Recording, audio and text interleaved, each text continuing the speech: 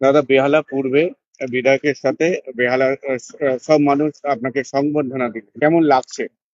দেখুন, পশ্চিমবঙ্গে এখন ডাবল ইঞ্জিন সরকার এবং বেহালা পূর্ব পশ্চিম মিলিয়েও এখন ডাবল ইঞ্জিন সরকারি ডাবল স্পিডে গ্রোথ দেখতে পাবেন।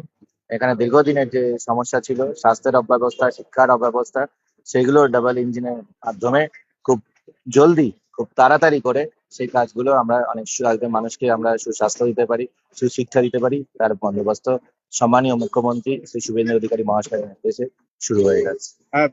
বেহালা বিদ্যাসাগর হাসপাতাল মাল্টি স্পেশালিটি হাসপাতাল করার ইচ্ছা করেছেন মুখ্যমন্ত্রী, এবং সেখানে আপনি পরিদর্শন করেছেন।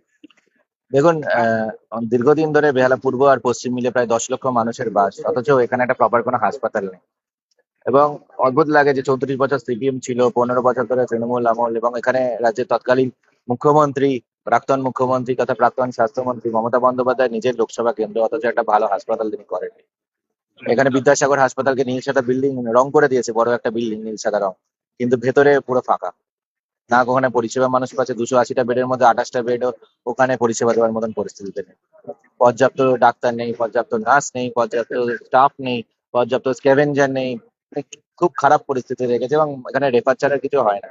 এই ভয়াবহ পরিস্থিতি নিজের চোখে আমি পরিদর্শন করেছি সম্মানীয় মুখ্যমন্ত্রী শ্রী শুভেন্দু অধিকারী মহাশয়ের নির্দেশে। এবং এখানে পরিষ্কার ভাবে আমরা যেটা অলরেডি সুপারকে বলেছি, যেখানে যা যা ডেফিসিট আছে ইমিডিয়েটলি সেটা আমাদেরকে দিতে। এবং অলরেডি আমরা 24 ঘন্টার সময় দিয়েছিলাম এবং 24 ঘন্টার মধ্যে যা তথ্য দিয়েছেন সেগুলো নিয়ে গতকাল স্বাস্থ্য ভবনে সে বিষয়ে আমরা বিদ্যাসাগর হাসপাতালে যাতে ইমিডিয়েটলি বিভিন্ন স্পেশালিটি, বিশেষ করে অর্থোপেডিক্স সার্জারি যাতে ইমিডিয়েটলি চালু করা যায়, গাইনিকোলজি, পেডিয়াট্রিক্স চালু করা যায়, তার যা যা প্রয়োজনীয় স্টেপ নেওয়া দরকার সেগুলো দেওয়ার নির্দেশ দেওয়া হয়েছে। বেহালাবাসীর জন্য সুখবর দিলেন যে মেট্রো কলকাতা এবং হাওড়ায় যাবে, সল্টলেকে যাবে। সেই বৈঠকে আপনি ছিলেন। এটা কতদিনের মধ্যে সম্পূর্ণ হবে?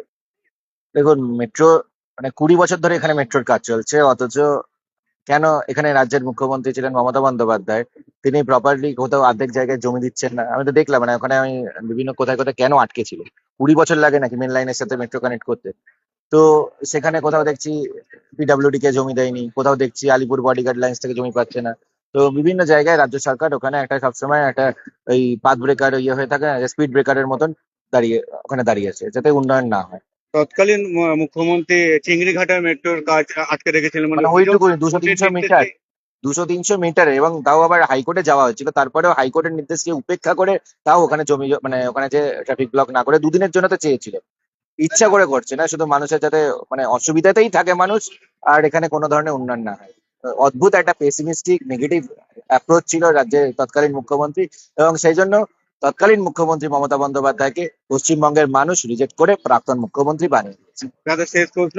একেবারে কম খরচায় বেহালাবাসী এক মেট্রো উঠে কলকাতায় কাজে যেতে পারবে বা শপিং করতে যেতে পারে, সেটা কতদিনের মধ্যে সম্পন্ন হতে পারে, তারা পেতে পারে সেই সুবিধা? নিশ্চিন্তে থাকুন, যাতে আগামী এই যে আমাদের 5 বছরের টেনিয়র দিচ্ছেন তার আগেই এই কাজ সম্পন্ন হবে।